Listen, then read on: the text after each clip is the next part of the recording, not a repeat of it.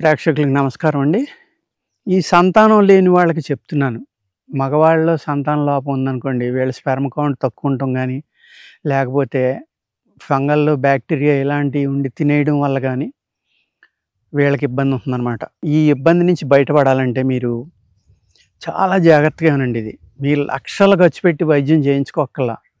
లక్షలతో ఖర్చు పెట్టి వైద్యం చేయించుకునేది నేను చాలా వెరీ సింపుల్‌గా మీకు చెప్తున్నాను. బావంచాలు తీసుకోండి.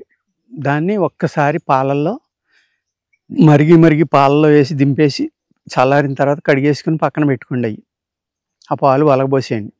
నేలతాడి, నల్ల నేలతాడి తీసుకోండి. తీసుకుని 2 చూర్ణం చేసుకొని సమానంగా కలుపుకోండి. కలుపుకొని ఈ 2 పంచదార గానీ, బెల్లం గానీ ఏమీ కలపొద్దు. ఈ పౌడర్లు ఇలాగే ఉంచుకోండి. ఉంచుకుని ఎర్లీ మార్నింగు మీరు లెగగానే పరగడుపుని పంచదార కలిపిన పాలల్లో ఒక కప్పు నుంచి 100 ml, 200 ml పాల వరకు తీసుకుని ఒక 5 గ్రామ్స్ వరకు వేసుకుని ఉదయం, మళ్ళీ సాయంత్రం ఒక 5 గ్రామ్స్. ఉదయం ఏమో పాలతోటి తాగండి, సాయంత్రం కొబ్బరి నీళ్ళతోటి తాగాలి. ఇదే మందు. అర్థమైందండి? ఇది చాలా మిరకిల్స్ చేస్తుంది మీకు.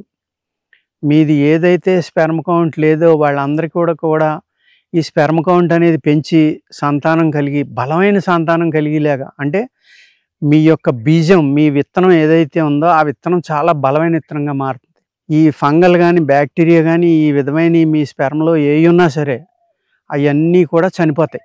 చనిపోయి అద్భుతమైన శక్తి వస్తుంది మీకు. అర్థమైందండి? మీ యొక్క మ్యాన్ పవర్ పెరుగుతుంది, నరాల శక్తి పెరుగుతుంది, మంచి సంతానం కలుగుతుంది. అన్ని రకాలైన పనులు ఈ 2 చేస్తాయండి. కానీ మీరు జాగ్రత్తగా విని జాగ్రత్తగా రాసుకోండి ఇది. అర్థమైంది కదండి? బావంచాలు ఎలా శుద్ధి చేయాలో చెప్పాను. బాగా పాలు మరుగుతూ ఉండగా ఆ పాలల్లో వేసేయండి మునిగిపోయేదాకా. ఎన్నైతే అన్ని అవి మునిగిదాకా ఉండేలాగా చూసుకోండి. పాలు కొలత మునిగిపోయిన తర్వాత, గోరువెచ్చగా అయిన తర్వాత, పాలు చల్లారుతాయి కదా మీరు పోసాక స్లోగాని, అప్పుడు అవి తీసేసి ఒక్కసారి కడిగేసి ఎండబెట్టుకుని పౌడర్ కొట్టుకోండి. అర్థమైందండి? అదేవిధంగా నేలతాడి చూర్ణం తెచ్చుకోండి. నల్ల నేలతాడి, తెల్లది కాదు. తెచ్చుకుని ఈ 2 సమంగా కలుపుకుని ఒక సీసాలో పోసుకుని ఉంచుకోండి. ఉంచుకుని ఉదయం ఒక 1/2 స్పూను, సాయంత్రం ఒక 1/2 స్పూను. ఏం చెప్పానండి నేను ఇంత క్రితం? జాగ్రత్తగా రాసుకోండి. మళ్ళీ చాలామంది నాకు ఫోన్ చేసి, మీరు ఏదో వీడియో చెప్పారండి, నల్ల నేలతాడిని ఏదో చెప్పారండి, అది మేము సరిగ్గా చూడలేదండి, మాకు చెప్పండి అంటారు. అంటే నేను ఖాళీగా కూర్చున్నాను, వాళ్ళకి టైం లేదు చూడడానికి. అదేవిధంగా నా టైంను పాడు చేయొద్దు దయచేసి. అలాగా ఫోన్ చేసిన వాళ్ళకి ఎవ్వరికి కూడా నేను సమాధానం చెప్పను. ఆ వీడియో మళ్ళీ చూసుకోండి, అందులో ఉన్న విషయాలు రాసుకోండి. వినడం మానేసి, అది మాకు చూడడం చేతనవ్వట్లేదండి, మళ్ళీ ఎక్కడికో వెళ్ళిపోయిందండి, మీరు చెప్పండి అంటారు. అర్థమైందండి? ఈ చెప్పినా కూడా చేసుకునే వాళ్ళు ఎంతమందో తెలియదు, నా టైం వేస్ట్ చేస్తారు. అంచేత దయచేసి నాకు అలాంటివి అడగడానికి ఫోన్ చేయవద్దు. చేసినా నేను సలహా చెప్పను. ఫోన్ పెట్టేయమంటాను, లేకపోతే మళ్ళీ వీడియో చూడమని చెప్తాను నేను. నన్ను ఇబ్బంది పట్టద్దండి, మీరు ఇబ్బంది పడద్దు. అర్థమైంది కదండి? అంచేత మీరు జాగ్రత్తగా చూసుకుని ఈ వీడియో స్లోగా చెప్తున్నాను నేను, నోట్స్ లాగా రాసుకోండి. ఉదయం ఆవు పాలతో వేసుకోవాలి. సాయంత్రం పడుకునేటప్పుడు ఒక అర చెంచా మళ్ళీ కొబ్బరి నీళ్ళలో కలుపుకునే తాగాలి. మీరు మీ ఇష్టం వచ్చిన అనుపానాలతో వేసుకుంటే ఈ మందు పని చేయదు.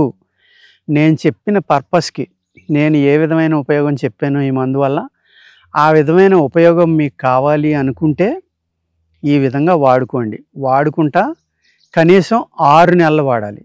మీరేదో నెలవాడి 2 నెలలు వాడితే పని అయిపోతుందని అనుకోవద్దు. 6 months మినిమం వాడుకోండి. వాడుకుంటే తప్పనిసరిగా మీ కౌంట్ పెరుగుతుంది. ఇదేదైనా మార్టాలిటీ ఏమన్నా ఉన్నా కూడా అది కూడా తగ్గుతుంది. మీ యొక్క స్పెర్మ్ శుద్ధి అవుతుంది. శుద్ధి అవడం వల్ల కూడా సంతానం కలగడానికి అవకాశం ఉంది.